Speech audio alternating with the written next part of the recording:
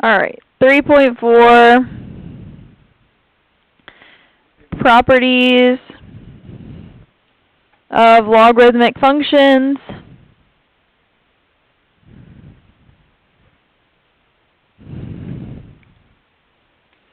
So we're going to have three properties specifically, and then there's another formula that we'll wait and do tomorrow, so we'll just get through the three properties and their examples today.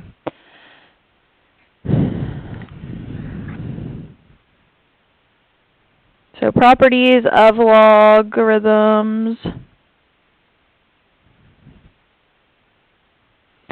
Let B, M, and N be positive real numbers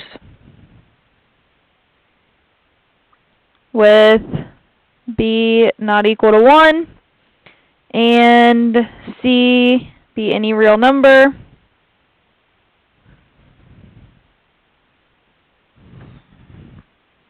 Then we have the three properties. The first one is the product rule.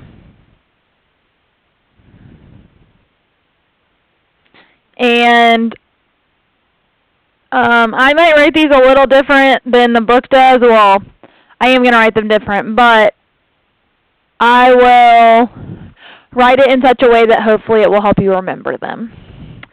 So this one, the product rule, is the log of a product is equal to the sum of the logs.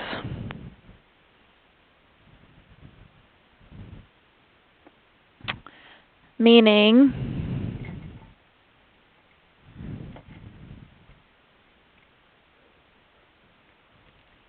he did.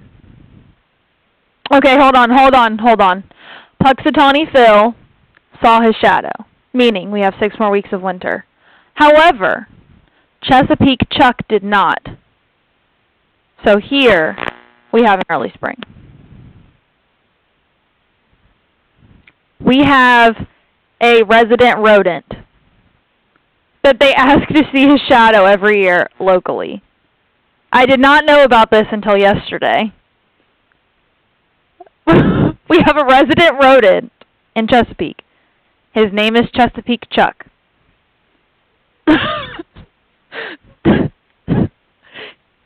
And they awakened him, and he did not see his shadow, so we have an early spring.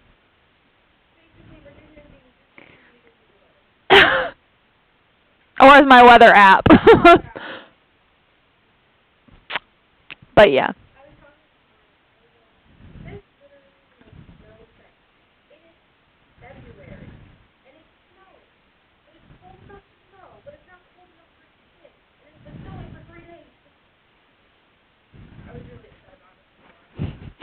No, I honestly feel that.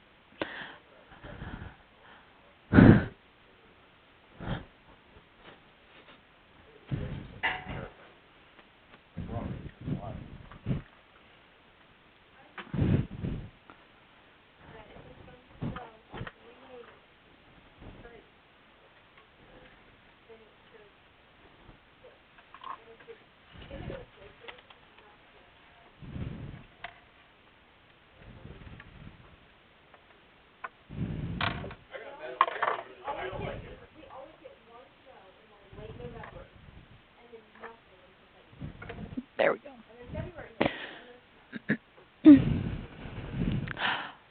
All right.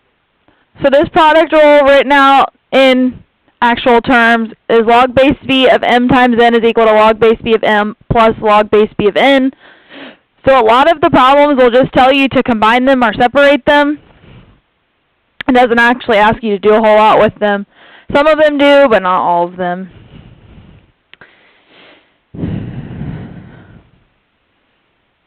All right, and then we've got the quotient rule.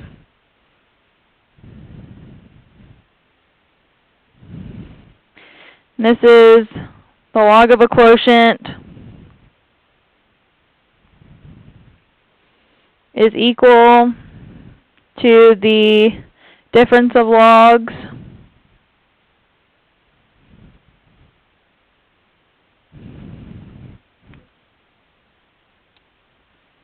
So in symbols, this is log base b of m divided by n is equal to log base b of m minus log base b of n.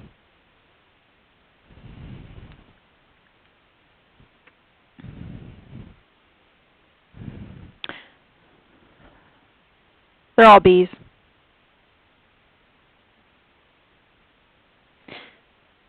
And then the last one is the power rule. I don't really have a good way to help you remember this one other than throw it out front. So if you have log base b of m raised to the c, that's equal to c log base b of m.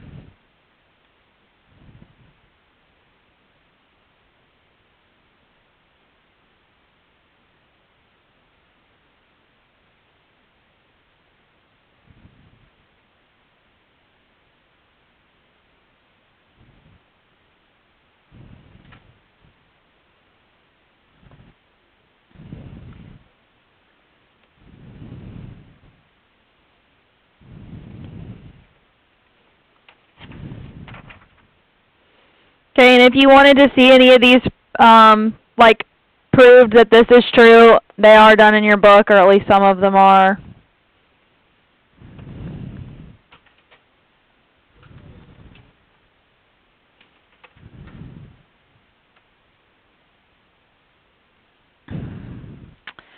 Alright, so we're going to look at some homework examples here. I'm going to get this focused back in now because it keeps blurring.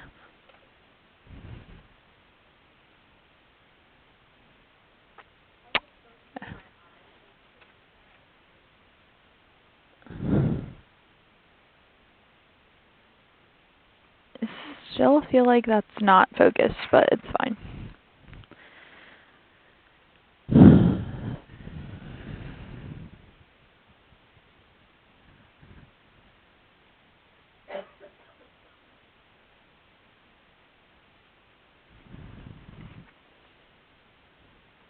Gonna try one more time.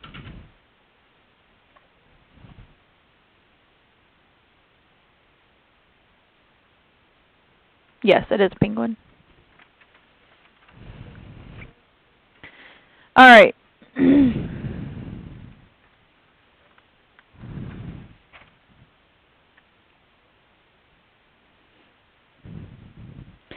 So these problems say to, assuming x and y are positive, use properties of logarithms to write the expression as the sum or difference of logarithms or multiples of logarithms. So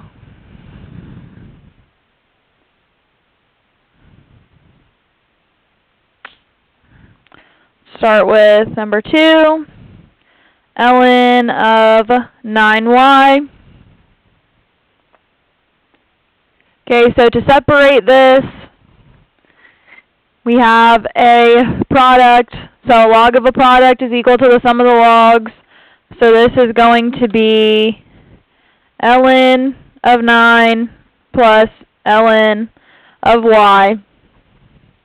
Okay, now, you can leave the answer here if you want. I don't really know why the book goes any farther. Quite frankly, I would leave my answer here. But the book goes farther. So I'm going to show you what they do, because when you're checking your answers, this is possibly what they do for some other problems. Okay, they have rewritten 9 as 3 squared.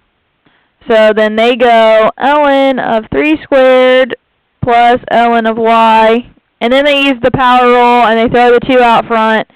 So 2 ln of 3 plus the ln of y. This is also an acceptable answer for this problem.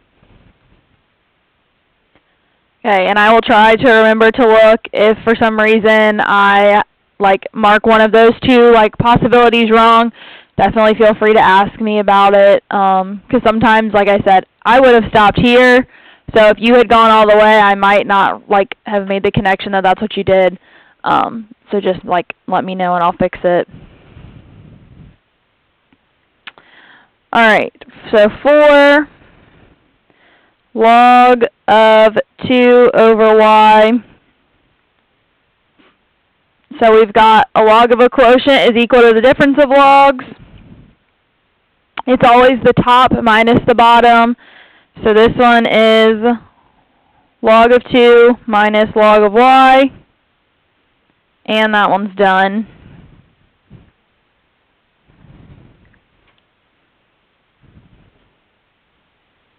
These are really hard, right?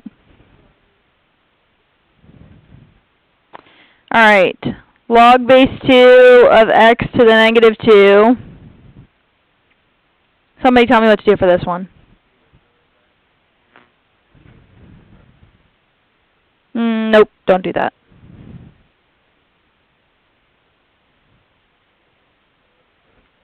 Yeah, throw it out front. Negative 2, log of 2, or log base 2 of x, I should say.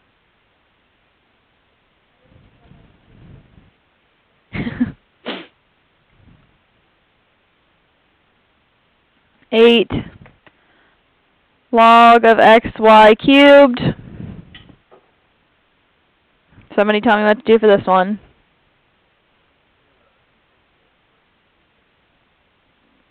No. Separate them first, yeah. Yes. Okay, you can go straight to this step if you want, okay, by throwing the 3 out front. A lot of times I do just to save time, okay. There's not really a whole lot of work to be shown for this, okay, but you also could have done, before you got there, you could have done the log of x plus log of y, log of y cubed, and then you could have gone there.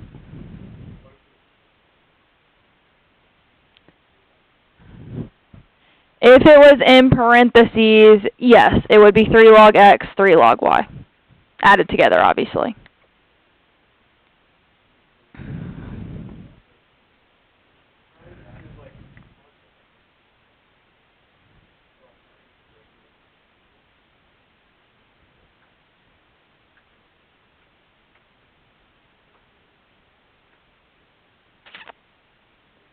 Okay. So 10 is interesting, so let's look at that one. Log of 1,000 x to the 4th. Okay? So what's the first thing I want to do with this one? You can't put the 4 in the front yet. You got to separate this stuff first.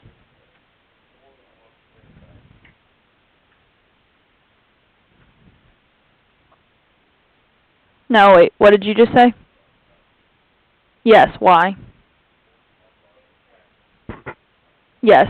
Yes, that's exactly right. That's why I wanted to do this one, because I wanted us to see that if it's something like that where we can rewrite it as log of 10 cubed, this is really log base 10, remember, because this is a common log. So based on the property, this is just equal to 3. Okay, plus, and then over here we would have pulled the 4 out front, so it would have been 4 log of x. So our final answer would be 3 plus 4 log of x. Okay, so with this one, you need to get all the way to here. Okay, you can't just stop when you get to right here and say log of 1,000 plus 4 log of x. Okay, you're not done. It's got to be simplified all the way. Okay, obviously with this one, there's really no reason to have done the extra work to get to here. Okay, but this is different than just saying that this is 3. Okay, so if it's something like the properties that we know from the last section, use those, but if not, then don't worry about them. Okay. Alright, 12, just because we haven't talked about something like this. ln of the cube root of x over the cube root of y.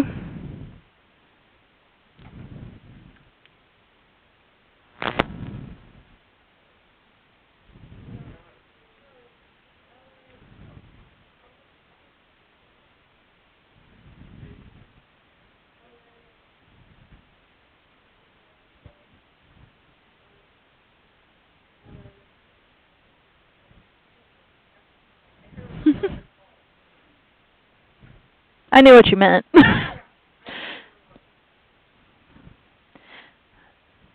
Am I done?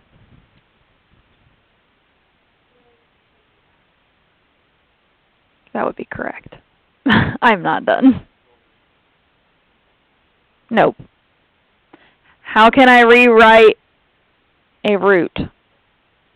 1/3. So ln of x to the 1/3 minus ln of y to the 1/3. And then now what? Pull them out front. So 1/3 ln of x minus 1/3 ln of y. And the book leaves it this way. Okay. However, if you wanted to do this 1/3 ln of x minus ln of y, that would also mean the same thing as long as you put the parentheses on it. Okay, and that would be acceptable as well.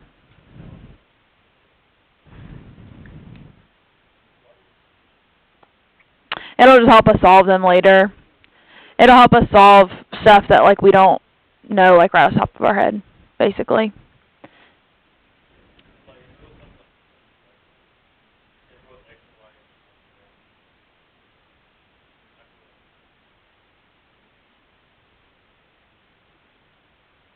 Well, then you would combine them, and then you would have, like, basically, more often than not, you're not actually going to separate them. You're going to actually be putting them back together, which is what we're about to do.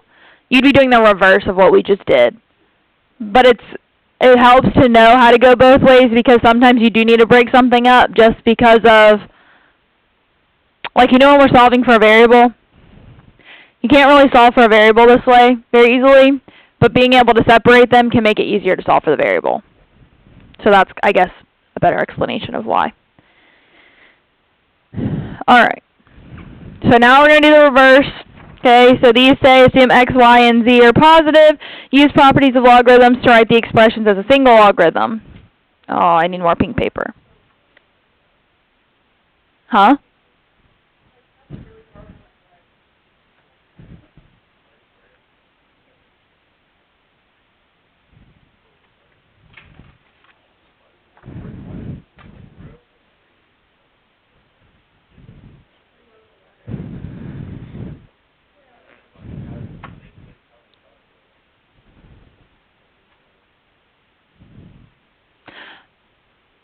Is anybody ever concerned about the fact that the drive-up ATM has Braille on it?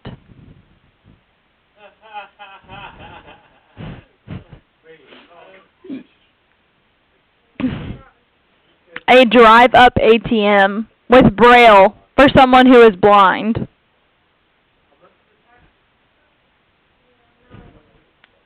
But even still, like, but you can't go to the drive-up ATM walking.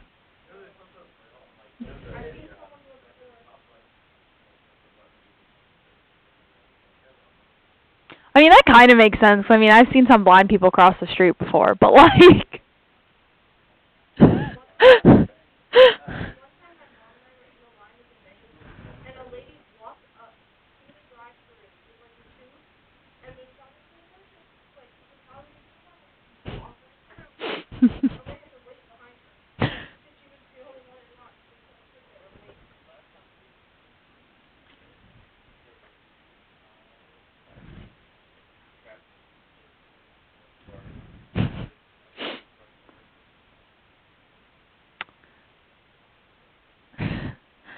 Alright, so use the properties and rewrite this as combined as a single expression. Excuse me.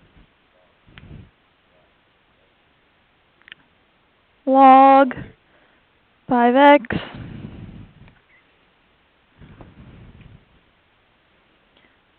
with the adding / multiplication, it can be written in any order. With the quotient ones and subtraction, it cannot. It has to be in the correct order, or the order that it started in. So the ln of x minus the ln of y would be what? Huh?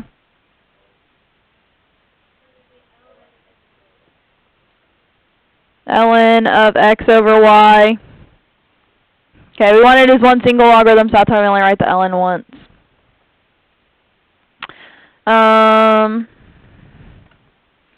18 1/5 log of z.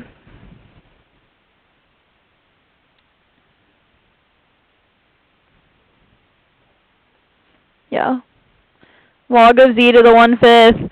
Okay, the book rewrites this as log of the 5th root of z. I don't really care. Either one is fine. Okay.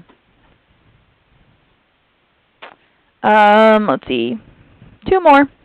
Number 20.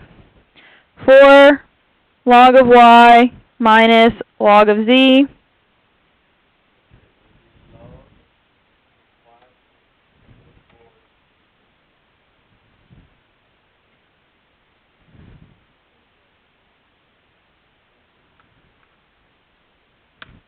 Okay, log of y to the 4th over z.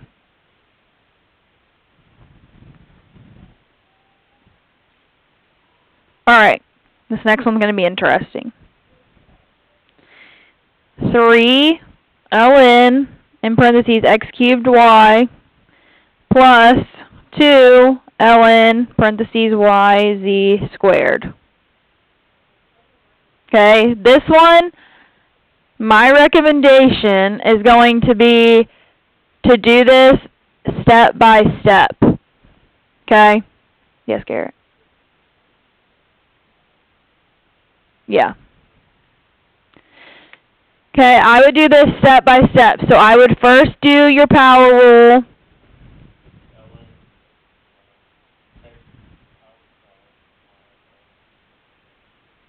Huh?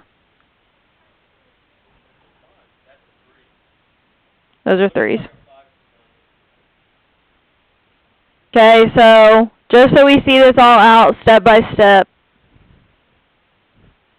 Okay, and then the other one.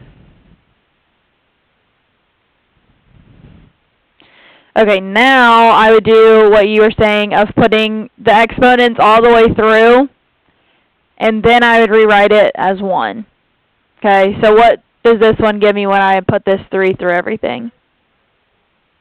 Okay, ln of x to the 9th y cubed plus, how about the other one? Ln y squared z to the 4th. Now you can put everything together. How would you do that?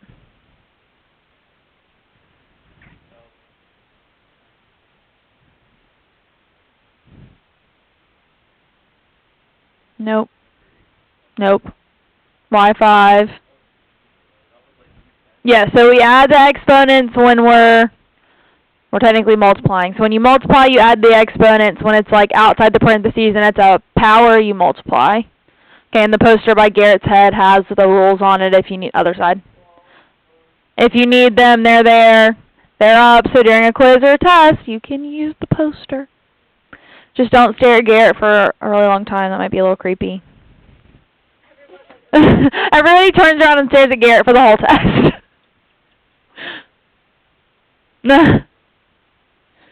Okay, and then you're done. Easy enough? Alright, so tomorrow we'll do the change of base formula. Okay, it's a little bit more complicated, but it's actually really not that hard. So your problems to this point, if you want to get working on them, 1 through 21, every other odd. I don't know if 21 is actually included. If 21 is not included, you might want to do it just so that you can do a more complicated problem, but like the one we just did, like kind of on your own and make sure you get it, but technically I'm just saying every other odd. 1-4? Okay, I was like, not sure how you're counting there.